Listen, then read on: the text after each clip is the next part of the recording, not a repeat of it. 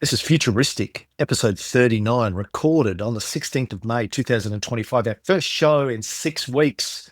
Steve Samatino. I'm so sorry I didn't know it was that long, but we're back. And Cameron's in the house ready to learn us good, including English and grammar.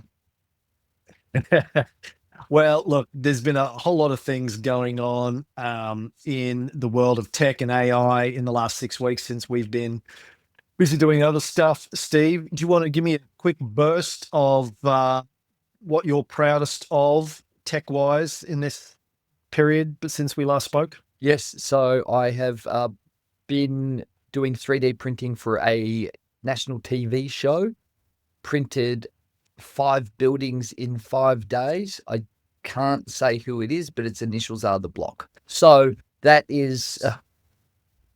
So it's not your TV show. I thought this was your TV show. No, not for mine. You're doing it for. Yeah, look, I think I can tell people I can't show anyone anything. But anyway. 5 buildings. Yep, in 5 days. This is with, what's the name of your Macro 3D with Tommy Macrocanis, named after him because I'm not an egocentric guy. And this could be the breakthrough we've been looking for because Samo 3D doesn't sound as good. Samo 3D Macro 3D sounds real good. It sounds real good. I said it that does. To Yeah. And so that's that. And the other thing is I've been thinking a lot about mirror world drift, and I just posted a blog on that. And I had a typo in there, which was awesome. Well, I think that we've created this mirror world, which has been explored by people like Kevin Kelly, where we create a proxy for the world that we live in.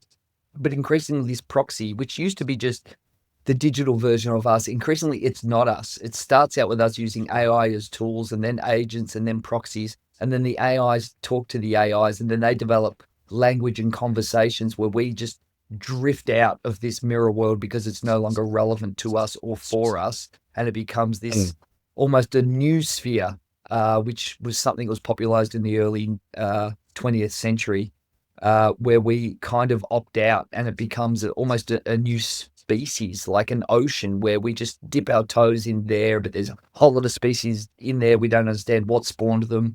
We can't talk to them. We don't know. But like another big ecosystem, it has a huge impact on our lives, but it becomes this other world that we're not really associated with, even though we built it. Yeah, I think that's kind of inevitable. Not just Kevin Kelly, but I know that Eric, what's his name? Rexler? No, the former CEO of Google. Schmidt, Eric Schmidt. Eric Schmidt's been talking a lot about this for the last year or two, how the AIs will start to develop their own language that's more efficient, and then they'll start talking to each other. And he says that's when we need to pull the plug on the whole thing, but that's not going to happen. No. I think that's inevitable. And it's very Philip K. Dickey, just this whole idea of human intelligence spawning a new kind of intelligence, which becomes so vastly different to our own intelligence that one of the show notes I had, one of the things that I watched a couple of weeks ago was a YouTube interview mostly between Ben Goertzel and Hugo de Garis. Both guys I know a little bit. Hugo and I were on stage together at a Singularity conference about 9 or 10 years ago down in Melbourne. But they were just sort of talking about, and they've both been AI researchers for decades, and they were talking about where things are at, but Hugo was talking about alignment. You hear the AI researchers talk about alignment, which is trying to make sure that the AI's values are aligned to human values. And Ben said, I think it's kind of like squirrels at Yellowstone National Park. Like, talking about are human values aligned with squirrels' values? He goes, at some level. We both rely on oxygen. We both rely on the climate not getting too hot. We value certain things, but really, squirrels don't, we look at squirrels, we find them cute and interesting. Yeah. And generally speaking, we don't want to harm them. We don't want to hurt them. We want them to run around and do their thing, but we don't really think about them on a day-to-day basis unless you're a park ranger. They're outside of the consideration set unless you're specifically working in ecosystems and the maintenance and the importance. And I think Bostrom talked about that too when he did his first artificial superintelligence thing. He said, if we want to build a highway, look, we don't want to hurt the ants, but if you're in the way the highway's going in, it doesn't matter. Mhm. Yeah. And they were basically saying, and I think this is right, that if we have a super intelligence, its relationship to us will be like our relationship to squirrels or ants. And, anyway, listen, I want to tell you what I've been thinking a lot about since you and I last spoke. And I've been dying to speak to you because you're the guy I want to talk to about these sorts of things, right? Thank you, someone. You're the only, Finally, someone. someone wants to talk to you.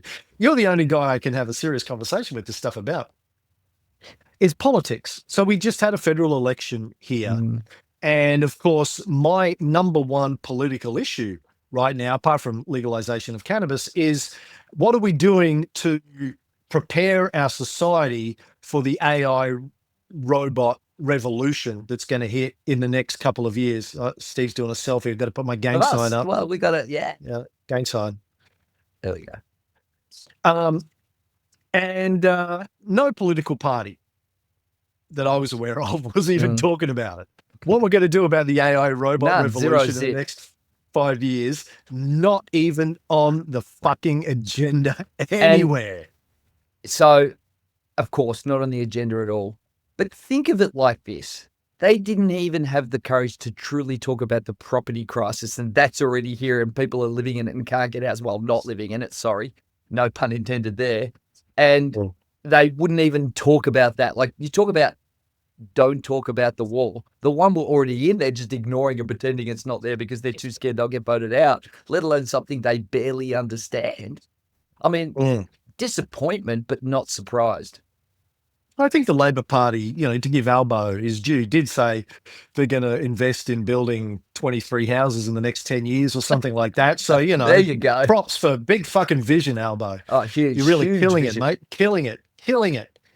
But so, that sort of didn't happen. That wasn't on the agenda. But I've been thinking a lot about the future of our society and what we need to do to engineer it. And we've talked a little bit about this before, but I've been working on this idea I'm calling Chapter 3. And Chapter 3 is a movement that I want to start with you. And I call it Chapter 3 because I basically figure we're moving into the third chapter of humanity. And the way I think about it, the first chapter was everything that happened up until the Industrial Revolution. Yeah, fair call. 10,000, maybe we could say 100,000 years. That was the first chapter of humanity. And it was basically manual labor. That was the first chapter of humanity, right? Then we got to Chapter 2, which was the Industrial Revolution through to today. Everything that's happened in the last 250 years, let's say roughly 300 years. Chapter 3 is the AI robot chapter, where what it means to be, it's the singularity chapter, right? What it means to be human, how we live, how we interact, how we survive is going to be as vastly different from the period of the late Industrial Revolution as the late Industrial Revolution is from how people lived in the Dark Ages or the Middle Ages, right? And I'm a big believer in the fact that we need to engineer that as much as we can. We need to be thinking now about what do we want? What's important to us? What are we willing to sacrifice? What do we most desperately want to protect? What do we need to engineer to get the best possible outcome as far as it is within our ability to engineer it? Because a lot of things when we have a super intelligence obviously are going to be completely out of our domain and our control. So I'm calling it Chapter 3, and I want to get together the best thinkers, the best minds, starting locally and then maybe going internationally to start to think about what does this look like? Where is this dialogue happening? I know that there are definitely dialogues like this happening in certain rooms, maybe at Davos, maybe in Silicon Valley enclaves, where your billionaires are gathering. Davos there, look. Yeah, right. As opposed to Davros, who's probably at Davos. Davros is probably at Davos. He comes out of, I think that's the backstory of Davros. Really? He came out of Davos. Yeah, he's Elon Musk in a wheelchair. And after he did too much plastic surgery, and then he becomes Davros and creates the Daleks. Anyway, Doctor Who fan. moving on. So one of the things that I've done recently is go into ChatGPT and ask it to help me build my political profile. I did it sort of with a view towards the election, but it said, after I did this, basically it said, dude, you don't fit anywhere in the Australian political process. Not yet. You're completely off the fucking tree. But I got it to, have you used Vote Compass, right? ABC's Vote Compass. I haven't used it. Oh, ABC's got their own version of this Compass tool, which is widely being used around the world today. It basically asks you 50 high-level questions. How do you feel about AUKUS? How do you feel about housing prices? How do you feel about climate change? How do you feel about LGBTQ rights? How do you feel about this? And then it tells you where you sit on a political axis and which parties are closest to you. I do it. I come out left of Che Guevara, right? So it's like, dude, you need to move to Cuba. You do and you don't. You do and you don't. But anyway, we'll get to that. Well, that's what GPT said. I should read you GPT's analysis. It's like, dude, you're like all over the fucking map. But it was I got GPT to build a profiling tool for me that asked me a 50 way more in-depth questions, and then it analyzed my responses and told me, kind of where I fit in terms of my political profile. Help me coalesce what is important to me, what my morals and values and ethics are when it comes to politics. Right? And again, it said, dude, you're like, there's no political party in Australia that even comes close to any of this kind of stuff, right? A little bit of this, a little bit of that, but mostly it's off the radar. So what I'm trying to figure out as part of chapter 3 is how do we build a tool that enables everyone to go through this kind of exercise, to really think deeply about what's important to them politically, because that's really the question of where do you want society to be? Like whenever I talk about the fact that I'm a sort of a communist on my investing show, I get emails from members saying, how can you be talking about value investing and talking about Buffett and at the same time say you're a communist? I say, well, in my brain, there's two sides to it, right?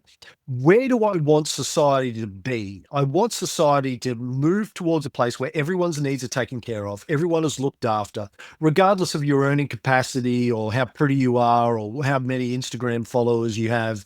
I want everyone to feel happy, safe, fulfilled, be able to eat, have shelter, protection, get fulfillment, have an education, have healthcare, all those sorts of things. The question that I have is, how do we get there from here?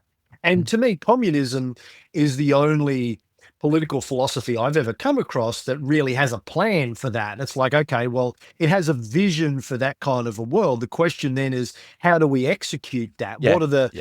How do we execute that in a way that's moral and ethical and viable economically, et cetera, et cetera? And these are just problems to be solved, but it has a vision for where society could be if we figured out answers to all of those problems. Yeah, but Adam Smith talked about that. No, wait a minute. Adam Smith talked about that as in the terms of human flourishing. And he talked about the idea of allocating resources more effectively using the market to do that. But he also talked about the idea of government setting boundaries and, I guess, minimums in the capitalistic sense, that it's what is that bare minimum? And I imagine your minimum threshold of what that flourishing looks like with all the things that you mentioned. And the mixed economy tries to do that, to provide a benchmark or baseline of access to resources for self-improvement and to look after our most vulnerable. Anyway, keep going. No, you're right. And Adam Smith, as you and I know, but I'm not sure everyone knows this, wasn't an economist. He was a moral philosopher. And he was talking about what was a good moral way that would build a better society. What we know now that he didn't know, but we know, is that capitalism, laissez-faire capitalism, fails. It doesn't work. In the United States, as the longest running experiment in laissez-faire capitalism is, is the example now that it doesn't work.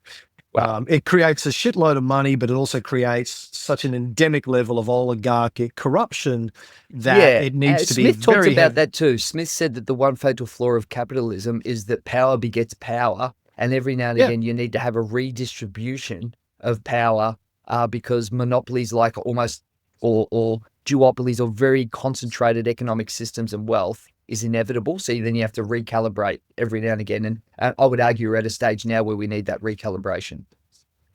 Yeah, but those recalibrations are extremely violent usually and painful. And they become difficult to get. And now at this point in time, we've got media capture to a greater extent than we had during the age of what was the Gilded Age.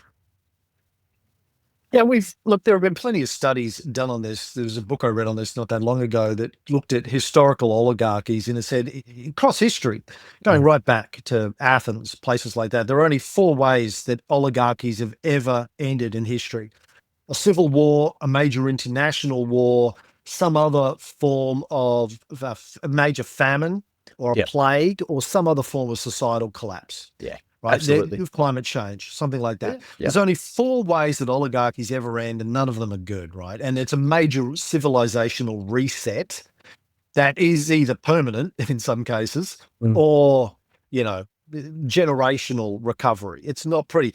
But, that's not a vision. We're not working towards a vision. We don't have a department of vision in Australia that sits down. Ideas department. We need the ideas department. I wrote about this in the psychopath epidemic, where I said, economics is supposedly a subfield of morality, of ethics, right? Economics sits under ethics. So we have a treasury, we have a department of economics. We should have a department of ethics that says, okay, you can't have economics without ethics. Ethics should govern how economics works. Right. And in the Westminster system, we don't really have a department of ethics. We have precedents, we have legal precedents, and we have a constitution, and we have these sorts of things. But we don't sit down as a people and go, where do we want to be as a nation ethically? How do we want to be living 10, 20, 50 years from now? And what do we need to do to get there? Capitalism doesn't really encourage that. We just had throws a it to the wind and say, we'll figure it out as we go. But for a long period of time, and it was a good measure way back when, was the dollar or money was a good proxy for well-being, because so few people had access to resources and clean water and all of these things. And that's why GDP was a functional measure, because we're increasing the absolute wealth and relative wealth of societies, which created infrastructure and resources, access to food, transportation, healthcare, all of these things. And that dollar was a pretty good proxy. But in a global economy where things are worth different things in different markets, and you have all of this arbitrage that wasn't possible before, that dollar is no longer a good measure for general well-being. So there's now this and it never disconnect. really was either, because we destroyed the environment in the process of that's increasing right. GDP. It wasn't. Yeah, not everything was costed. A lot of things weren't costed in that. Exactly. The externalities were not costed, which we've even had attempts to try and cost these externalities, everything from carbon credits or whatever, and it always gets kiboshed by the oligarchy. So getting back to chapter 3 and political profiling, we are trying to figure out, how do we build these sorts of tools that get people to think more deeply about what do we want our society to look like 10 years from now? And what do we need to put in place to have the best possible chance of achieving that, as opposed to just winging it, which is what I feel we're doing right now, and hoping that Sam Altman and Elon Musk and Demis Hassabis and all of these guys don't fucking land us in a huge ditch, which, let's be honest, at least most of them are probably going to do that. Most of them are going to handle it really badly. If you look at Zuck and Musk, not sure I want them to have any power over the future. Sam, Demis, a little bit. I trust them a little bit more than Zuck and Musk, but, I don't trust the future of humanity into the hands of a handful of billionaires and Trump. But that's kind of what we're doing right now. We're just going, I don't know, we'll sort of work it out as we get there. No, there's no one. We're not coming together as a society. And I don't want to hear that there's 3 people in Canberra that are sitting down thinking about what our AI policy is going to be. That's not what I'm talking about. I'm talking about civilizationally, at a societal level in Australia, coming together and going, okay, what are we going to do about this? Seriously. Like, if there's a non-zero chance that a substantial amount of the population are going to lose their jobs to advanced AI and humanoid robots in the next 5 to 10 years. We should be fucking talking about that right now and starting to plan what that's going to look like. We should be coming together as a people and going, okay, what are we going to do? And that's not happening. And I think it's going to be up to us. If it's going to happen, it's got to be up to literally you and me. We're the only people, Steve. Look, not that I have a Messiah complex, Steve, now, but look, I've been saying that for some time now, Cameron. And I'm the only person I trust, and you. We're the only people I trust to do this fucking thing. Cameron, I have always wanted to start a cult, and I know that I could be a good cult leader. And if there's anything that sounds cultish, it is this. A new world by AI. We've got the perfect audience, a disaffected entire society of gamers in their parents' basements who can't afford a house. They need cult leaders like you and I, and we're going to need a place to build this new society. Why don't I have a Chapter sex 3. cult, Steve? I've always wondered this. What's wrong with me? Look, Listen, I've got long hair and a ponytail. I think if you want, you have to. If you want to create change, then the Step best one, way get to a do it ponytail. is cult. Is you got to start a cult or Well, a to get a cult, religion. you need a ponytail, I think. Okay, fine. We're starting a cult, mate. Back It starts to- today. And I wrote chapter that 3. down too. Start a cult? No, because Well, if you wrote it down, I know it's serious. I am serious. I think to create serious change, and most things are kind of cults. They really are. It becomes a non-cult once it's accepted in society. I mean, let's say you started Catholicism today. They go, that's a cult. Chrissy and I always refer to our Kung Fu school as a cult because you start off going 1 day a week. Before you know, you're going 6 days a week. And if you're not there one night, everyone's texting you going, dude, where are you? How come you're not here? What's going on? There you go. It's a total cult. No one's allowed to leave. You got to stay. You got to do Kung Fu and with every waking hour of your day.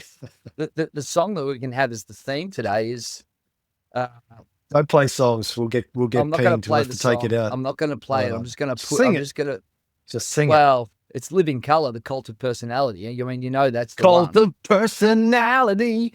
Cult of personality. That's it. Hey, okay. Speaking of which, moving on. 'Cause we don't have time. We don't have time. No, we've got the 10 question minutes.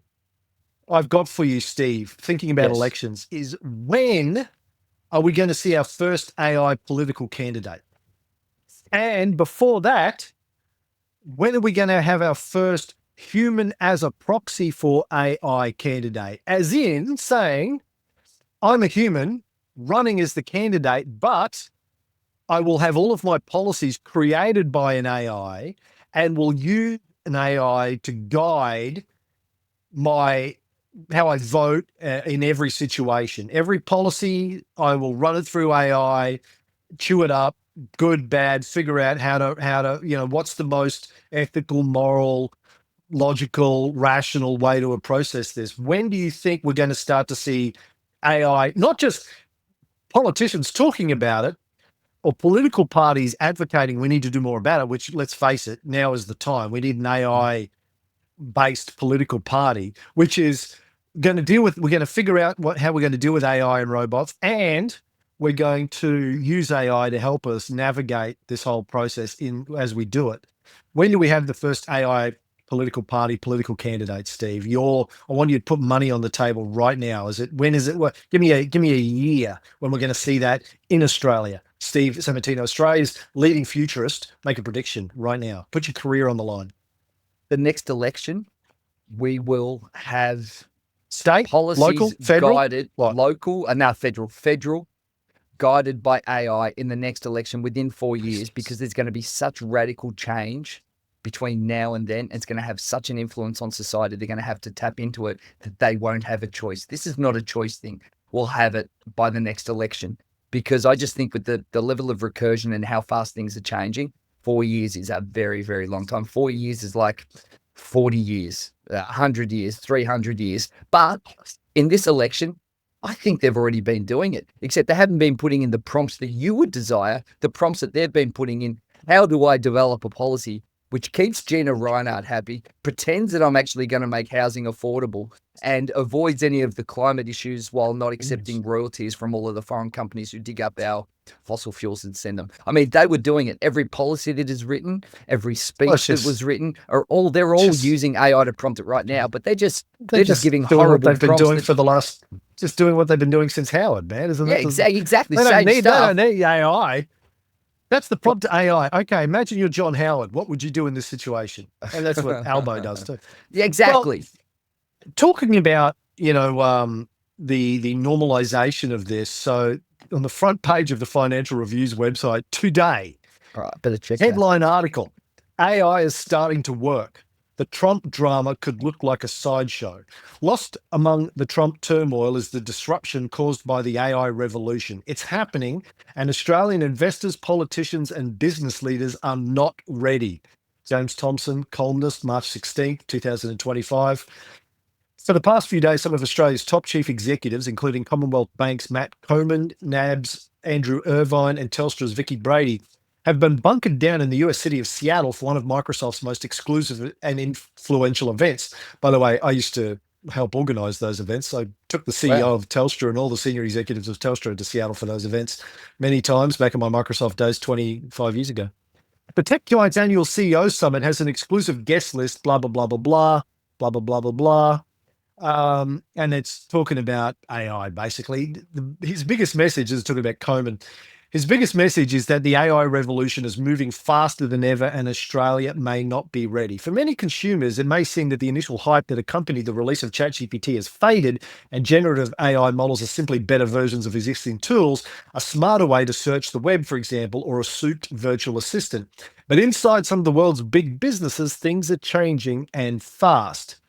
Now, also in the Financial Review today, there's an article in the opinion section, How This Teenager Uses AI Will Surprise You. It's by Elaine Moore. Because they are less enmeshed in existing structures, teenagers tend to be more willing to play around with new technology, finding their own shortcuts and uses. When 16-year-old Lara Jeatley checks her phone in the morning, she scrolls through the messages her friends have sent her, and then, if there's something on her mind, she opens ChatGPT, asks a question out loud, and listens to the answer. Sometimes I ask things I was thinking about overnight, she says, just random thoughts. Or if I had an interesting dream, I might ask about that. Lara uses ChatGPT every day, multiple times a day. Everyone she knows at school does the same. According to the last poll by Ofcom, 4 out of 5 13 to 17-year-olds in the UK are using generative AI. Early attempts to ban the technology in schools have given way to acceptance or resignation that this is an inescapable part of the world that students are growing up in. Yeah, I'm actually not surprised one little bit, and I'm not surprised that she asked that. That's what I do all the time. That's what you and I have been talking about for 2 or 3 years since we've been doing this. We do this My point isn't that they're doing it. My point is that the Financial Review is got headlines about AI is now changing everything. Like for the last couple of years, it's been, oh, look at this crazy stuff that the kids are doing and how bad it is and how it's not as good as this and not as good as that and not as good as the other. When the Financial Review that all the fucking business leaders and political leaders, et cetera, read in this country starts going, holy shit, this stuff is serious. People are going to start to take, those sorts of people are going to start to take more notice. But Sam Altman was recently at a Sequoia Capital event, and I watched the YouTube chat that he gave, and they asked him why aren't big businesses making more use of generative AI? And he said, look, this is the same in every technology revolution. Big businesses are just way, way slow to move, and it's the startups that move quickly and they get the advantage. He says people in their 30s and 40s are using it as a Google replacement. People in their 20s are using it, late 20s are using it for basically personal and career advice. What do I do here? What do I do there?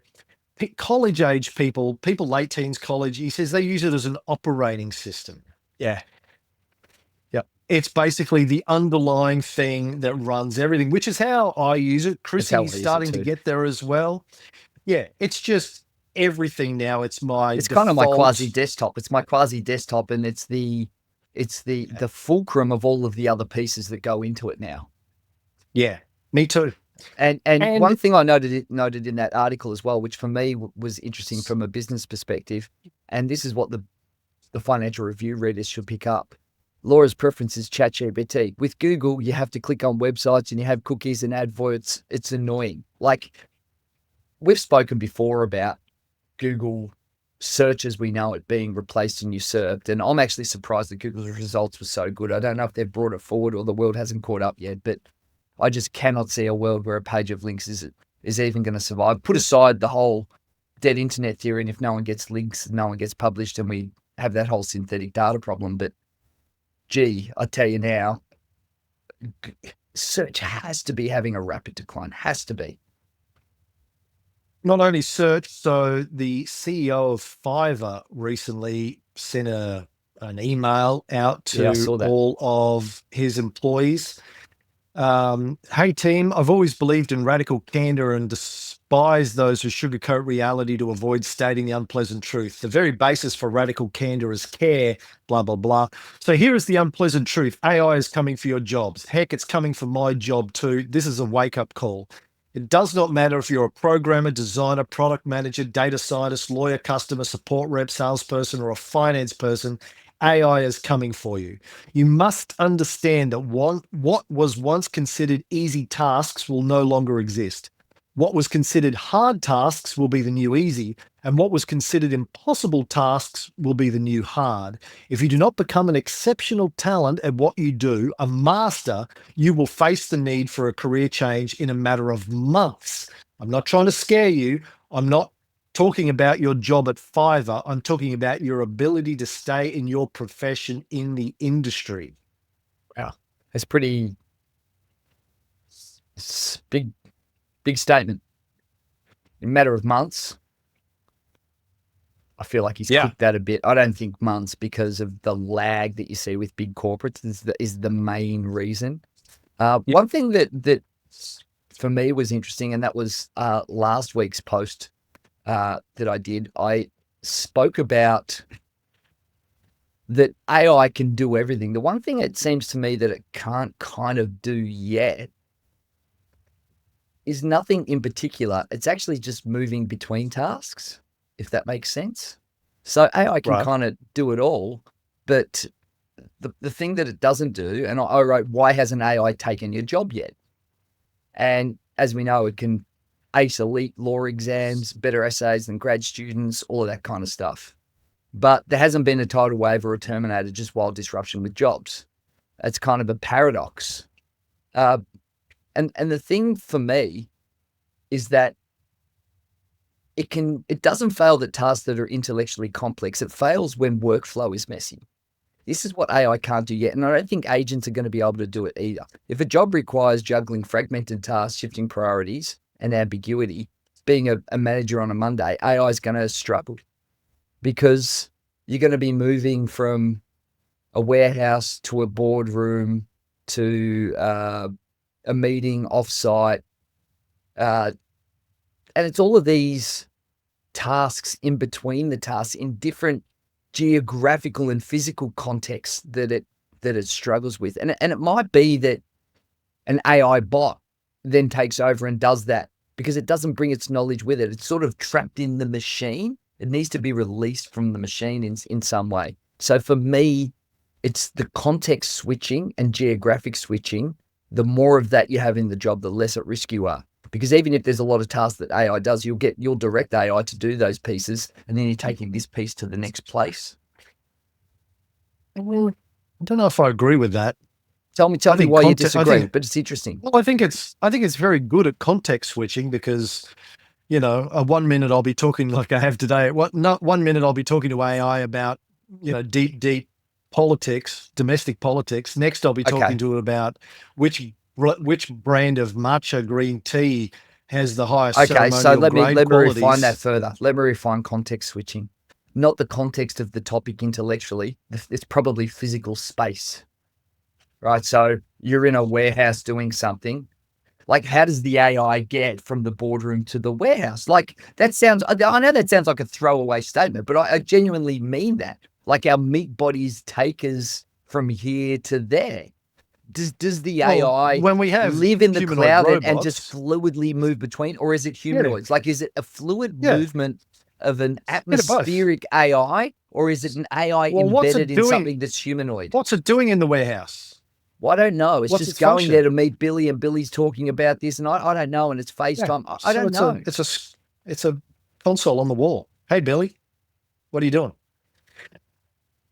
Hey, one final thing I need to talk to you about before we run out of time. I Sure. did a very interesting experiment that I'm not sure if you've done this yet, but it's worth Okay. a try if you haven't. I'll do it tonight. What is it?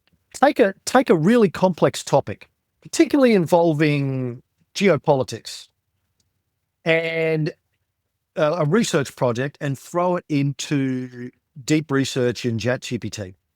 The one that I did a couple of weeks ago was the history of the World Trade Organization and why it's broken right now. And it did a very, very damning deep research piece on why the United States has broken the World Trade Organization over the last 8 years by refusing to appoint any judges to the appellate court deliberately, because the WTO was ruling against the US, and then the US would just do an appeal to the appellate court, but there were no judges sitting on the appellate court, so it just went into the void and no one could judge on it, and the ruling just goes into the void. I took their ChatGPT's output, which was very good and very detailed, like a 20-page report. Then I gave it to Gemini, I gave it to DeepSeek, and I gave it to Grok. And I said, I want you to fact check this. And I also want you to sanity check the interpretation of the facts and give me your perspective on it. DeepSeek pretty much agreed with everything OpenAI said, which isn't surprising because, as we know, DeepSeek was trained on OpenAI. Yep. Gemini pretty much agreed with everything ChatGPT said as well. Grok took issue with it.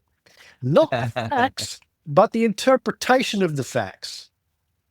And it basically said that ChatGPT was being too critical of the US government's motives, and it was very pro-US. Then I took Grok's response and gave it back to ChatGPT and said, Grok said this. And ChatGPT basically said, yeah, well, Grok would say that, wouldn't it? Because it's designed to be pro-US. Then I took, and it rebutted all of Grok's comments. Then I took that and gave it back to Grok, and Grok said, yeah, well, ChatGPT would say that, wouldn't it? Because it's a woke bitch. And this went backwards and forwards. And it's very interesting because, Elon has made this big deal about how Grok is neutral and it's not woke and it's free speech and like Twitter is and blah. But when you put Grok to the test in terms of international relations and geopolitics, it turns out that it's actually very pro-US with its bias, which I find interesting. And it's like talking to one of my friends who's like a American patriot. There's always a justification. Well, America did invade Vietnam. You have to understand at the time that we really didn't understand what we were doing. It was for the right reason. Yeah, basically, the US makes mistakes, but when it does, it's always doing it for the right reasons. Yeah. Not that it's a rapacious imperial bunch of cunts that are just trying to take over as much of the world as they can. It's just, oh, well, sometimes we get it wrong, but we're doing it with the best possible intentions, which is frog shit from my perspective. So playing them off, and I do this all the time now. I don't know if you do this, but I do split testing. Sometimes when I'm doing ideas, I go to one, then the other, and just see what the differences are. But I haven't got it to analyze the other's work. Sometimes I'll put in something and say, give me new ideas or different things. It don't include any of these. What have you got? I haven't said, hey, analyze this and back and forth. I haven't done that. I guess there's a lot of context you could do that in. There's a lot of different reasons. You know what I wrote down there? Tell me why the American empire is crumbling geopolitically, and if there is a real risk of its institutions failing and falling into civil war or dissolution like the USSR. Give me statistics and reasons and whatever. I'm going to put that in and see what I get. Right up your alley. Put it in. Yeah, it is. Put it into GPT and then give its output. And you have to do a deep research. So it needs to be O3, deep research, let it run for an hour, then give that to Grok and see what Grok says. It's fascinating. And, this is the world that we will be living in, where you're playing AIs off each other for the right reasons. Like I'm trying to get the best possible intelligence perspective on this. And it's like having a debate between two really, really smart guys and or girls, people. And I have, male voices. I actually have a female voice on ChatGPT now because I See got sick of how male voice. influential culture is. I wouldn't have said that It 20 is. years ago, probably. No. But what's interesting, Cameron, here is we'll probably both have to tidy up. And today's futuristic has been quite a philosophical one, which is interesting. And I guess we can pick up on the news next week. But we have almost gone full circle from what Next I said week. at the start. Like we're going to do a show next we week. should. Like We can. We will. We will. Yeah. Yeah, we will. 3 months from now, yeah. We've almost gone full circle here, where the first thing I said is we end up with this internet that is talking to itself. And you've just described the thing where you've kind of done that, where you've put it in to the AIs to have their discussion amongst each other. And even though it was in English and it wasn't in some foreign coding language we can't understand, it was at a speed and a level of discourse and digestion of information that we couldn't keep up with cognitively and at that speed as well. So it's kind of part of what I was saying. It seems like this process is already well underway. This has been Futuristic, episode 39, brought to you by Famo 3D. Thanks, Cam. Thanks, Steve. That was really interesting, hey? Like without the news, just a bit of Sammer and Cam.